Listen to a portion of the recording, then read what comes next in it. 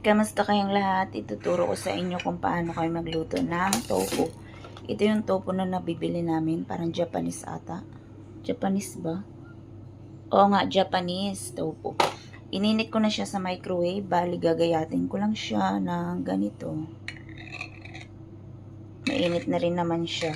Ganyan lang yung turo sa akin ni Lola. Toro. O, diba? Toro. Tapos, ito yung ginagamit namin. Lagyan natin to. Mahirap walang taga-video. Sarili mong sikap para makapag ano ka. Ito matamis-tamis siya. Ito siya oh. Parang Japanese din ata yan. Ito Japanese din. Lahat paborito ni Lula na gamitin po mga Japanese. Chinese siya tapos Japanese yung gusto niya. Ayan siya.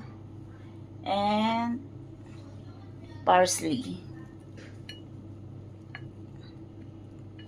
Ayan lang po ang ating ginagawa, ang aming ginagawa sa tofu. Hirap mag-video. Ayan siya.